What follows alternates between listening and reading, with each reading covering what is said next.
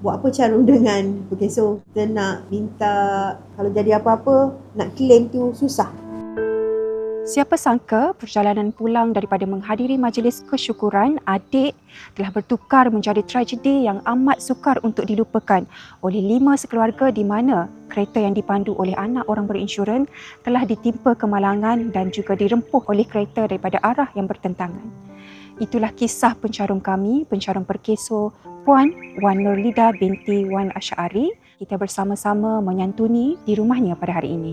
2 bulan kita bertolak balik daripada Dungun. Rumah adik ada kenduri kesyukuran dah di Dungun.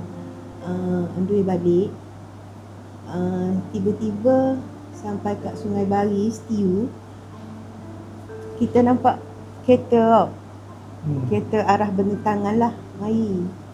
Jadi saya cakap kat anak, yang driver tu anak perempuan, saya cakap kat dia, Kak Sarah, kereta. Lepas tu detung. Jadi saya buka mata, saya tengok saya dah sepit di tengah-tengah. Suami anak perempuan yang heret keluar tu. Lepas tu yang anak nombor 6, dia kakak dia juga buat keluar. Lepas tu saya cari yang bongsu.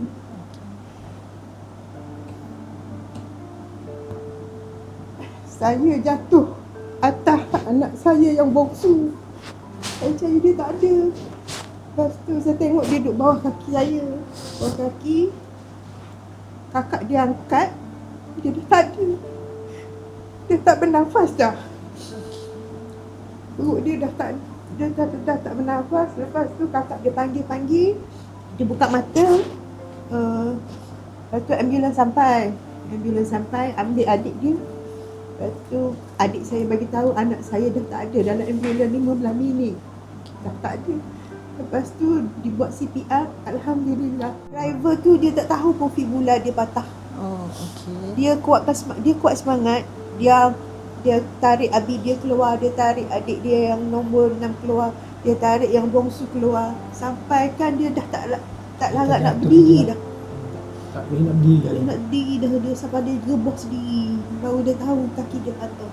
Saya alami kecederaan di tulang pinggung dengan paha, cawan paha, patah tulang betis dengan lutut, kaki kanan dan kiri.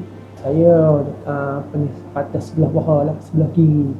Yang nombor 6 tu kecederaan di dahi lah. Di dahi dia. Sebenarnya saya tak sangka dan syukur sangat-sangat sebab yang saya tahu kami pekerja hanya dilindung semasa bekerja sahaja. Lepas yang saya tahu 1 bulan bermulanya perlindungan 24 jam. Syukur sangat-sangat. Kami yalah bantuan dapat. Tak apalah, potong gaji sikit pun, tak ada masalah. Potonglah untuk kebajikan kita juga, untuk inilah, untuk kita juga, bukannya untuk orang lain tu. Walaupun kita tak ada apa-apa, kita Charoen, kita tak ada apa-apa, Perkeso tak bagi, kita boleh bantu orang lain pula. Orang Kelantan kata, dia biar kena dulu. Dia kata biaya kena dulu, baru dia boleh gapo dengan Perkeso, baru dia setuju. Selagi dia tak kena, selagi dia tak boleh apa-apa, dia tak setuju. Dia mari marah kat kita, buat apa potong Kita cakap, kita wayak dia, ni kalau aksiden, Perkeso cover. Perkeso cover kata, Perkeso tak cover. Tapi kena royak lah. Main royak kita, jangan jatuh. Ikut Parlimen boleh baru main royak lagi. Sebelum ni, saya sama dengan pencarum-pencarum yang lain juga dulu.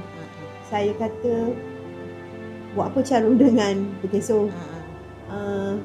Kita nak minta, apa kata, kalau jadi apa-apa, nak claim tu susah. Sebelum ni lah. Lepas apa yang terjadi dekat saya, cepat. Alhamdulillah. Cepat sangat. Lepas saya jadi aksiden, doktor tanya ada perlindungan apa, ada Perkeso ke tak. Saya kata ada Perkeso, dia terus hubungi Perkeso. Yang saya hari tu, yang saya kata payah sangat ada Perkeso tu, benda tu salah. Semua tu salah. memang dia cepat sangat pakai su. Saya tak buat apa-apa. Saya hanya bagi tahu kat doktor, saya ada pekeso. Saya ada pekeso, majikan saya carum saya dengan pekeso. Tapi alhamdulillah saya nak cakap pekeso dah masukkan saya 2 kali dah. MC, bayaran untuk MC. Saya pun tak tahu MC yang keberapa dia bayar tu. Tapi saya tengok dalam akaun ada 2 kali dia masuk. Puan tahu tak berapa jumlah kos yang ditanggung oleh Perkeso dalam rawatan puan ni? Setakat ni saya tak tahu berapa. Tak tahu berapa. Saya tak tahu berapa. Okey. Jumlah yang kita dah cover untuk implan berharga RM3935.50 yang telah kita luluskan lah. Banyaknya. Ambil duit mana kita? Banyaknya 37. Banyak pahala bercara ini. Tolong kami. Terima kasih banyak-banyak kepada semua pencara di Malaysia. Saya tak tahu nak balas apa dah. Terima kasih banyak. Carumlah dengan Perkeso. Walaupun bukan untuk diri sendiri, kita dapat bantu untuk orang lain juga.